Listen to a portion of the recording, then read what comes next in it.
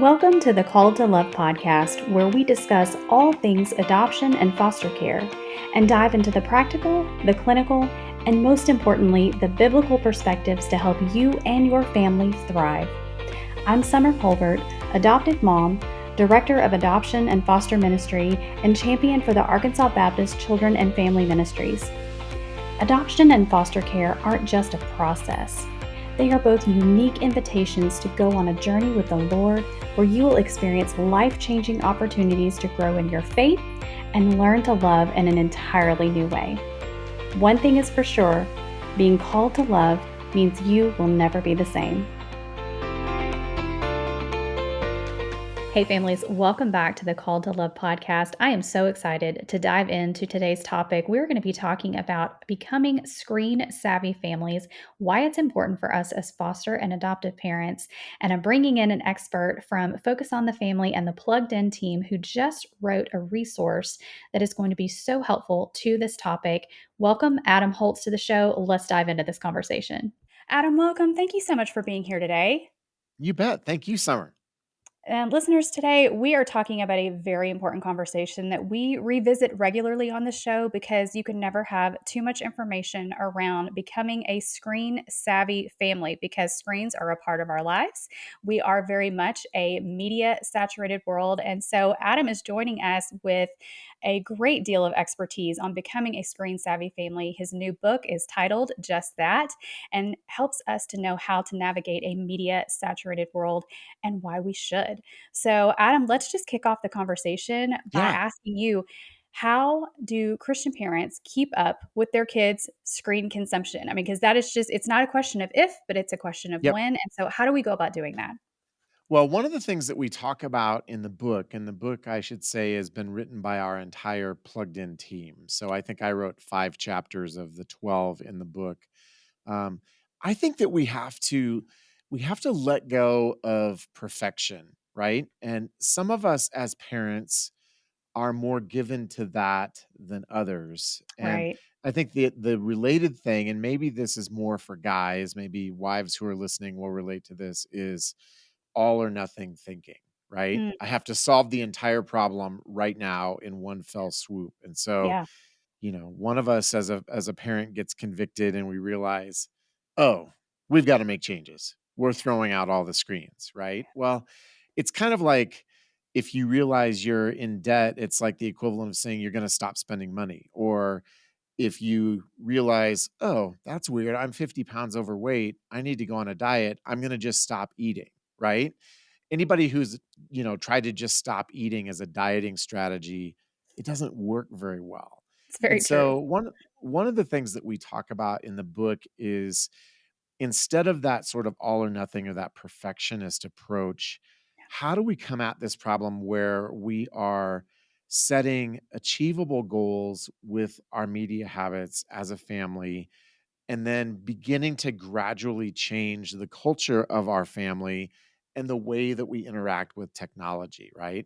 So Mm, I could unpack that for an hour straight, but I think instead of, oh, we're going to throw all of our smartphones away, maybe it's, when we get home from school and work at the end of the day, or if you've been in the house all day and you've been waiting for a spouse or kids to come home, from 6 to 8 o'clock every night, we're going to turn our devices off, right? yeah. Set a concrete and achievable goal where you can get that win, if I can use the business language, and you can then begin to build on that. And I think that's how you change habits. That's how you change your family culture over time, is setting those achievable goals. I think that's a great point, and starting small because it's true. I Yeah. mean, I definitely can be that reactionary parent of, "Ooh, bad thing, get rid of it," and it Right. is not feasible in this world where, I mean, we cannot try and exist in a media-free world. It's going to come at us in some way or another, and so I appreciate that start small and then working together as a family. You brought up a good point, and I wanted to mention this really quickly because you're talking about operating together as a family. And Yes. so, and you talk about one spouse being convicted, well, maybe the other one isn't. And so, what advice do you have for our listeners where we've got a mom listening and she's like, all right, I'm with you, Adam. I'm all in. I want to do this Yeah. thing. My spouse, not so much. So how can we partner together when you're not on the same Oof. page as spouses? Man, I mean, that's like one of the core marriage questions, period, even outside of Right. technology. I think that at the very least, trying to get some buy-in on here are the boundaries that we want to set. And when we talk about technology, boundaries is an important concept. And so those boundaries have to do with where, what, and how much. Where are we on our screens? What are we looking at? And how much or how long are we on them? Right. And so I think just at least getting to the point where you can say, look, I know this is hard. We're not going to necessarily get it perfect, but can we get on board together? Um, and I think the male psychology, well, we could talk about male psychology for an hour, right? And husband psychology. I think in general, husbands don't want to be nagged or belittled, but if there's a way to invite them into it where there's a shared goal that we're trying to achieve together, Right. instead of, "Hey, can you quit playing video games on your phone because it's making it hard for me to have our kids not do that," to Yeah. say, "Hey, what would it look like for us to really work together at creating a culture where we're engaged, together as family?" That's good. And I that's a little bit idealistic. I understand that. This is hard, right? Um, Yes. but I think that sort of collaborative approach is going to invite your husband into being a participant with you, whereas nagging and being angry or being critical probably will result in a defensive response, right? Certainly. Oh, absolutely. I agree. And I appreciate that approach and that suggestion of inviting them into that partnership because at the end of the day, I think we can certainly agree that we are on the same team in terms of protecting our Yep. children. Yep. And it is no secret now at this point that excessive media and certain types of media are harmful to our kids. And so Yeah. I want to ask you that question next, just based on your research and your experience, what have you found to be the effects of excessive or unmonitored screens with kids? Well, there are so many things that we could talk about here. I mean, I think at the most basic level, we can start by just talking about content, the what question. What are you Right. consuming? And if you don't have parental safeguards in place, both on your devices and on your streaming services, and at Plugged In, we are in the process of producing a bunch of tutorials on how to set up those parental controls. That's the first sort of safety net that you can put in place, right? If you have those, and I think they're especially important with younger kids because they can end up someplace inadvertently. I mean, we've all hit one keystroke wrong, That's or right. you see a thumbnail picture on Netflix or on Disney Plus, and you're like, "Oh, that looks interesting," and you get into it, and you're like, "Wow, uh, that's horrible." Yes. So it prevents that inadvertent sort of exposure. So that's sort of the first thing that where we see those effects is that if your kids are exposed to explicit material, that can obviously have a deep spiritual impact on them. Yeah. As we move into talking about social media has a number of very specific ways that researchers are increasingly correlating with mental health issues, right? You've Yeah. probably seen the headlines of studies that say we've seen this incredible rise in mental health problems, in suicidal ideation, and depression, and anxiety. And weirdly enough, except it's not weird at all of those things sort of went through the roof in terms of the curve about the same time smartphones and social media hit the 50% saturation point. Mm. And so researchers have been saying, what is it about social media that seems to create anxiety and depression, especially among kids? And um, I would say at the most basic level, teenagers and tweens are creatures of comparison, right? You Yes. go to school, you look at what your friends have, what they wear, the experiences they're having, and it's easy to feel like you don't measure up. Right. Um, my kids have gone to a charter school, and I have appreciated the uniform policy because we don't have to worry about who's wearing cool clothes or who's Right. wearing clothes that are showing too much. Yeah. But that comparison thing, that's real. And when you and I were growing up, we did that. But how much more so do kids growing up today Yeah. deal with the issue of comparison on social media? It's So now true. constant, Yep.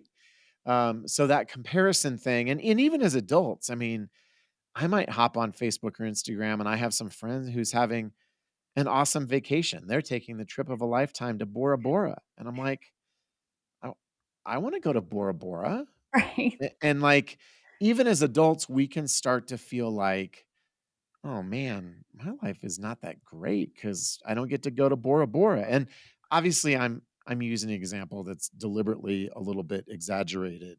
Yeah. But how much more so are those comparison tendencies in play with kids? And then Yeah. by this point, probably almost everybody has heard of FOMO. And FOMO is fear of missing out. Mhm. And so that has a number of different expressions as it relates to social media.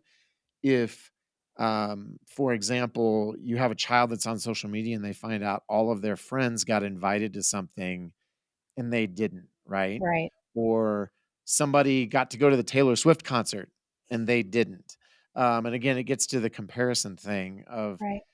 social media, even though it is designed to help us connect, ironically, it can make us feel really isolated. Very true. Um, and then just the issue of bullying is in the mix as well. Right. I don't know if you've had a chance, Summer, to see the movie The Social Dilemma, a Mhm. documentary on Yes. Netflix. It is, in a nutshell, about a bunch of experts who are talking about the dangers of social media, but they have a lot of vignettes with this family. And there's this young girl who takes a bunch of selfies, kind of poses, you know how you do with selfies. Yeah. And she puts her favorite one up and she gets like 20 likes. And then one person says, "Your ears are too big." Mm. And you see this little tear trickling down her face, right? Yeah. And so all it takes is one critical comment, or the flip side, "Oh, I thought this was a great post. I thought this was a great selfie and nobody has liked it." Right? Yes. Yes. Um, all of those things can combine excuse me. All of those things can combine to make you feel bad about yourself. And if you throw in staying up late at night, so sleep deprivation gets in the mix, and then just the addictive nature of screens where we Yes. just have to get this little dopamine hit in our brains all the time. Um, it's a pretty potentially a really dangerous recipe Yeah. for our kids to have massive mental health issues. So those would be Absolutely. some of the concerns that I think that, top line sort of concerns that I think if you have kids, you probably can relate to some of those things. Most definitely. And I mean, I think I can affirm that. And I'm parenting a 16-year-old, a 12-year-old right now, and an 8-year-old, and Yep. boys and girls, and the pull is there. And here's what overwhelms me as a parent, Adam, and I'm sure you can relate to this. There's so many things out there. A, I don't have a clue how to navigate them. And B, there's Right. ones that I've never even heard of yet. And yet our kids are just, they're so proficient at all of them. Yeah. And the access is there. And so I feel like I'm constantly playing a game of whack-a-mole or I'm trying to Yep. keep up. And so I need like screens for dummies. And we're talking Yeah. about becoming a screen savvy family. And so I'm Yeah. like, I want to be savvy. I want to have a clue. And we personally in our home have chosen not to allow our kids to have access to social media and those different things. Uh-huh. And we keep a lot of things, protected, a lot of boundaries set up. But even at that, all of their friends have it. So Yep. I mean, there are ways of seeing it. And so where do we even begin to become, as you say, screen savvy? I mean, it's just so overwhelming for us as parents who, quite frankly, I don't think our brains kind of compute with it as well as Right. this generation, right? So, where do Yep. we even begin? And what does that look like to be a screen savvy family? Well, I think I want to actually answer a parallel question. I think to become a screen savvy family, we have to be child savvy. And what I mean Mm, by that is, as parents, we can get overwhelmed because it feels like, okay, I'm going to date myself now. Way, way, way, way, way back in the day, there was a game called Missile Command where these asteroids just came at your little base. I mean, it was such a crude game by I today's remember. standards. Um, and as you get better, they come faster and faster and faster and Yep, faster. And eventually, your defenses are overwhelmed. So, yep, on one hand, I think that we have a responsibility, as you were talking about, Summer, to put those boundaries in place for the sake of protecting our kids. I think on the other hand, we want to be building relationship with our kids so that they don't just see us as the bad cop or the policeman, that Yes. they're willing to come to us, and so that we're building ongoing relationship. And if there's one message that comes through, I think in our book, it's that idea of intentionality. So Yes. we want to be relating to them in a way that they know if they've seen something, if they've made a mistake, that they can come to us, and we're not going to be harshly punitive, right? Right. And certainly there is a place for discipline. And if we find out our kids have been sneaking around, and, if we find out our son has a porn habit, there are times you need to take really, significant action to deal with behavior. Right. But especially as our kids get older, we want to be in a position where we're relating to them. So Yes. I'm going to give you kind of a vulnerable example. We had some protection stuff in place on our machines. This was even before we had smartphones for our kids. My son had a Google Hangouts account that I didn't know about. And I don't even know that he was like trying to pull a fast one on us. I think it was just something he set up, and, you know, he didn't really think about it. I don't think he even used it that much. So one night, my computer is on the dining room table in the, public area. And my son is 17 now. This was probably 3 or 4 years ago. He might have been 13. And my daughters would have been like 11 and 9. So they're 13, 15, and 17 now.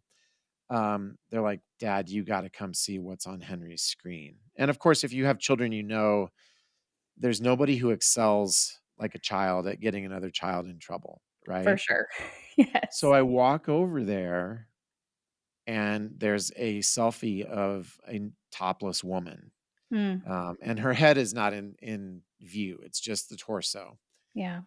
And I was not prepared for that. Yeah. Um, and so, I went downstairs and got him and said, "But do you know what this is?" And he seemed shocked and perplexed, not the guilty sort of response of, "Oh, I got caught." And Yeah. it's not my first rodeo. I don't know for sure. Maybe it was somebody he knew. As much as we could discern, it seemed to be an anonymous person who had sent this to him. Okay.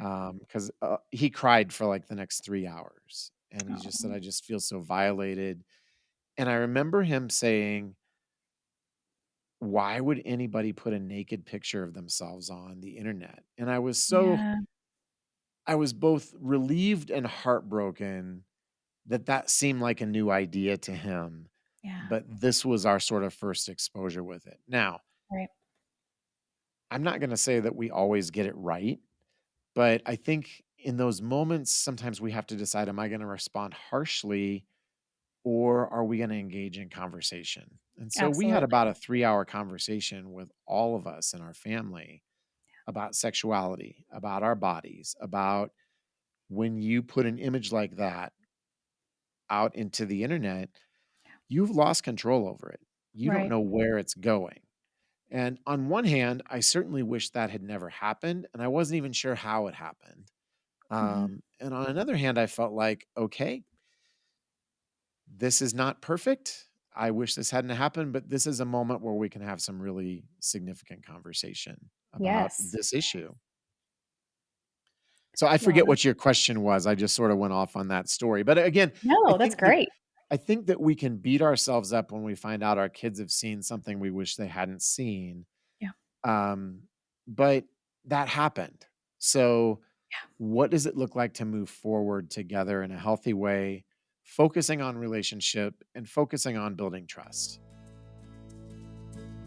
Hey, sweet friend, do you have questions about adoption and foster care? This podcast is meant to be a resource for you to help you in this calling, which can be full of so many unknowns. We want to answer your questions, which is why in the show notes you'll find Summer's email, which is summercolbert@gmail.com, where you can submit your questions to Summer and let us know if we can share your questions or story here on the podcast so other listeners can know that they aren't alone in their wondering and experiences. Again, that email is somercolbert@gmail.com or use the link below.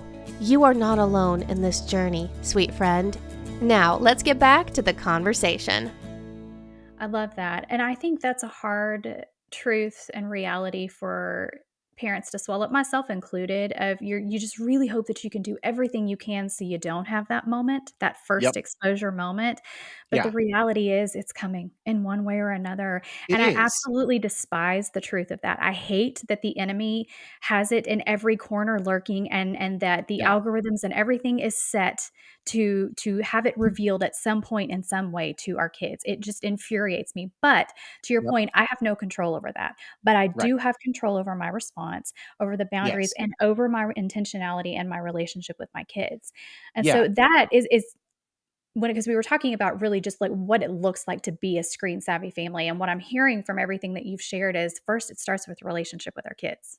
It does. It does. And I think that we have published a number of articles on parental controls. And boy, I mean, there's a lot even emotionally and relationally just packed into that simple phrase, right? We want control, and I think Yeah. we want to pivot toward how do we operate with wisdom, right? Yeah. How do we put the boundaries in place, understanding that we have the ability to influence and to control some of those parameters, but Mhm.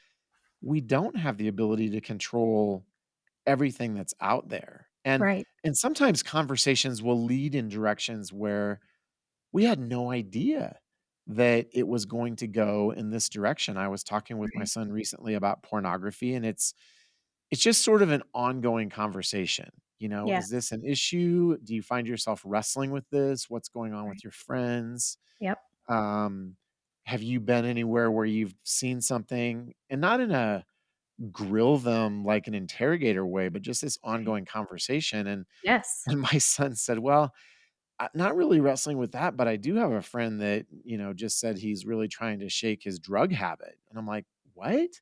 Oh, And wow. so he's like, "Yeah, my friend X has been smoking a lot of pot and he's realizing it's not good." And I just said, "Well, where's he getting the pot?" He's like, "Oh, his parents give it to him. It's Colorado. And so it's legal. And so this is just the world we're living in." And sometimes as we go Right. down, I know this isn't necessarily screen related, it's more culture related. Yeah. As we ask those questions, sometimes we might find ourselves dealing with a totally different issue than the one we started out talking about, but You're right. that it's important to talk about. Yes, I absolutely agree that. And that really ties into one of the things that I really appreciate about the book that we're talking about today in the approach is that you're trying to teach your kids to be thinkers Yeah. and not just receive the information that parents are saying and be robotic and respond accordingly. But no, we Yep. really are trying to teach our kids to be critical thinkers. Yes. Because as we've said, at some point they're going to interact, they're going to see this, and they're not dumb. Our kids see and they perceive and they can Oh, yeah. discern. And so we need to be guiding them through that. And so, how do you encourage parents and our listeners today to teach their kids to be thinkers when it comes to, as you're talking about, culture and then ultimately screens? Yeah, that's a great question, Summer. So, one of the things that we talk about a lot at Plugged In is the idea of worldview. And worldview is actually almost an old fashioned word now. We talk about narrative. Narrative is the word we hear Yes. in the culture.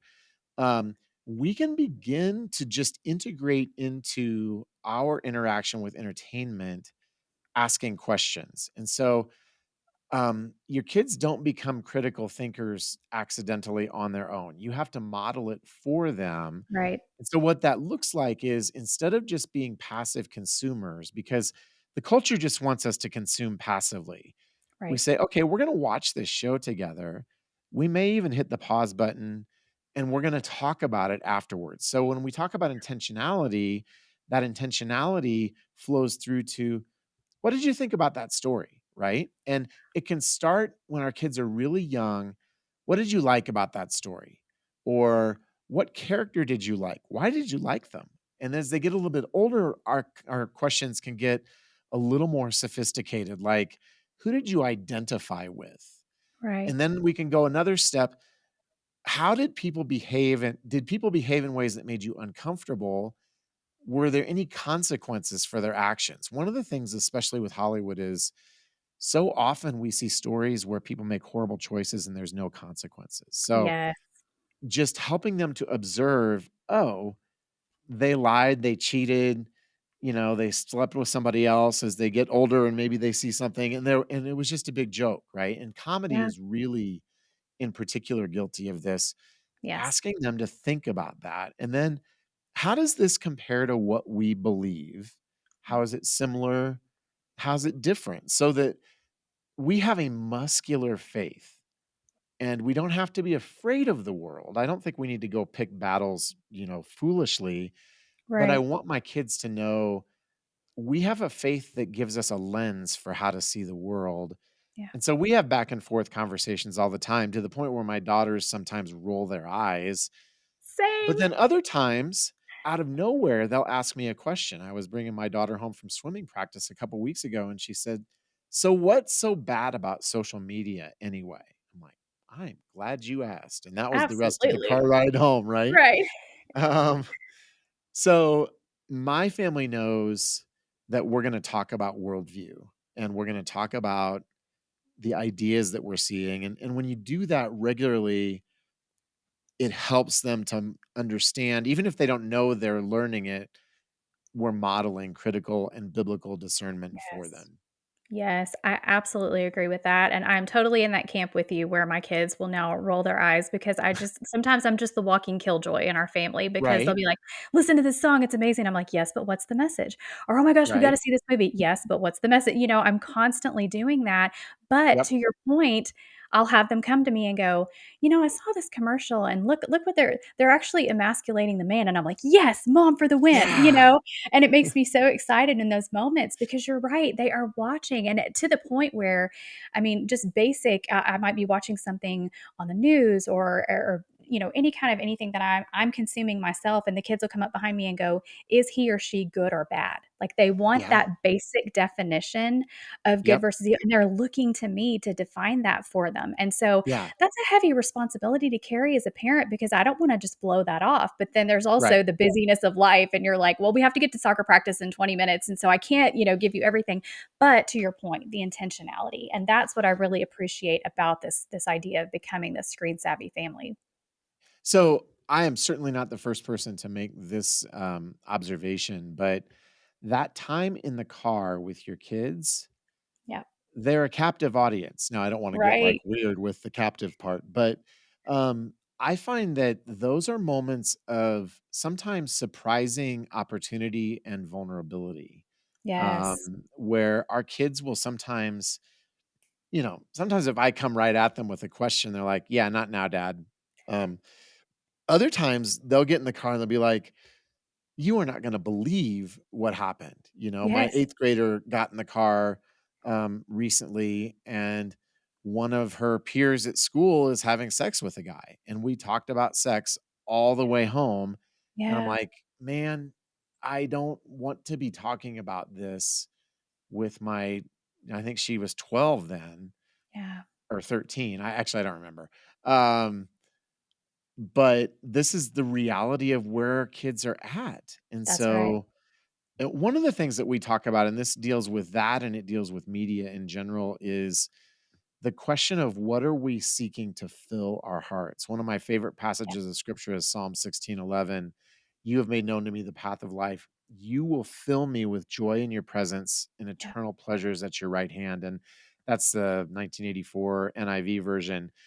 I love that phrase, you will fill me, because God has Mm. created us to be filled. We can't Yeah. not seek to be filled. And so that's really helpful when we're talking about video games or TikTok or whatever it might be. How is it filling you up? Is it getting the job done? When you spend an hour doing this, do you feel like that's an hour well spent? Right. And even asking questions like that, where you're inviting them to evaluate their own behavior as opposed to just Yes. saying that's bad.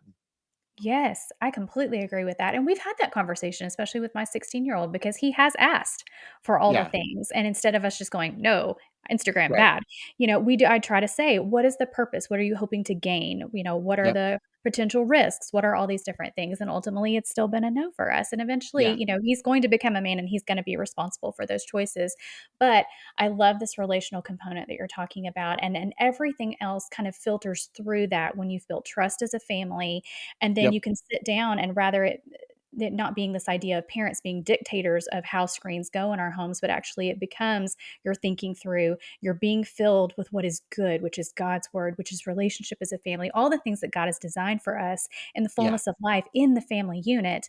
And then we figure out how to integrate screens into that and what works Yep. for us as a family. I Yep. definitely this has been so, so helpful, Adam, and I wanna give you opportunity as we're closing out because I know we have listeners right now that are tuning in and they're like, "That sounds great, but I feel like we've already passed this point where we can even Yeah. begin to bring back and rein back in what you're talking about for us today." And so and they could leave discouraged from our conversation rather than Right. empowered or encouraged. And so with that, how would you encourage the listener who feels like it's just too late? They've gone too far, screens are just out of control in their home. Can you give us some practical examples of a Yeah. game plan that they can begin and just offer some hope as we close out? So I think that there's always the ability to do what I call a reset. And we even have a chapter in the book on a reset. And a reset is just, you know what? We recognize that things have slipped kind of out of control. And we're going to take a time, we're going to identify a moment as a family to make some changes. And my wife is so wise. Like for me as the dad, sometimes I just want to get rid of things, Yeah, but my wife is like, "Well, we have to replace that with something." that's And good. so the reset is, we're setting some of those boundaries again and recommitting to those. And again, I mentioned budgeting and dieting earlier. We're dealing with an appetite here. And I think it's Yeah. important to understand when we're talking about screens, our brains and our neurochemistry actually develops sort of an addictive response, right? Yes. So it takes time to change those habits. It's hard. Don't aim for perfection. Aim for incremental changes. And the interesting thing is when you make some of those changes, sometimes, not always, and I don't want to be Pollyanna-ish, your family can realize, oh, man, it was actually really nice to turn things off for a while. Yeah, I have some good friends that have what they call tech-free Tuesday. And so on Tuesday nights, all of the phones and the screens go off and they have a game night together. And that's great. they have said their kids were so resistant at first, but now it's their favorite night of the week Yep. because it's relational. And so I think one of the things that I'm going to go back to relationship, even if they don't seem like it, even if they're sullen and angry and dyed their hair black and have, My Chemical Romance t-shirts on and seem like they don't want to talk to you, Yeah, your kids are longing for relationship with you. that's right. And so looking for ways that you can build into their lives doing something you all enjoy together.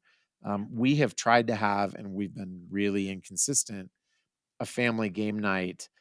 Oh, it probably works out to about once a month, honestly. We try to do it weekly, but there's always stuff competing, right? Right.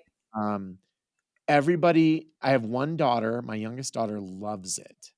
My older two hate it on the front end. We Ah, pull them in kicking and screaming. And by the time we're 10 minutes into it, we're all laughing.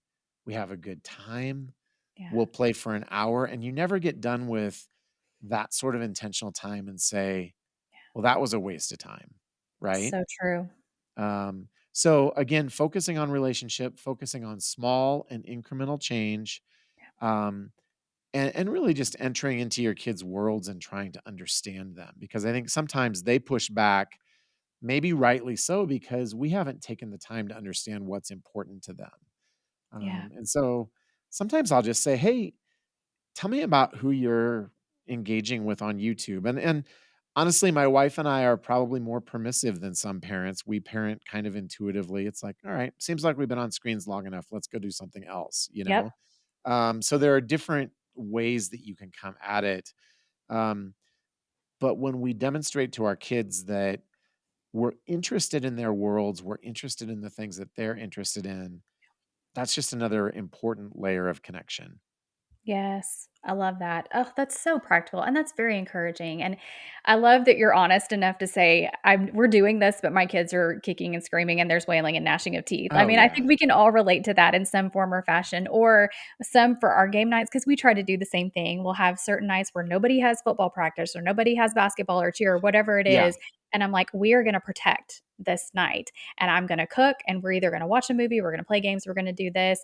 And Yeah. sometimes by the end of it, my husband and I are looking at one another and it's like, it's time for the children to go to bed because they're making us a nervous wreck. I mean, full Right. disclosure, like we have, so it Oh doesn't have yeah. to be like you're talking about that Pollyanna idealistic Hallmark movie scene every single time, but our kids recognize our intentionality and that's the Yeah. heart of it right there. So I Yep. love that. And listeners, this has been such an encouraging conversation for me, and I hope it has been for you as well. I want to make sure that you can get a copy of the book from the Plugged In team, Becoming a Screen Savvy Family: How to Navigate a Media Saturated World and Why We Should. Adam, how can they do that and connect with the You Plugged can In come team? to pluggedin.com and you will find all the information on how you can order that book from the Focus on the Family bookstore. And it'll be really easy and obvious how to do that.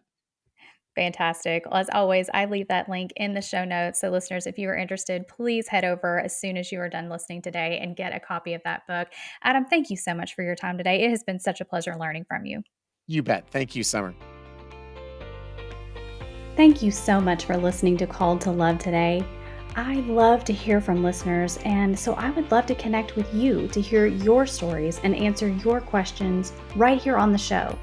You can find me on Facebook and Instagram, send me a direct message, or send me an email at the link in today's show notes. I pray you have been encouraged by today's episode to walk in faith and continue to embrace your own call to love. Until next time, blessings, sweet friends.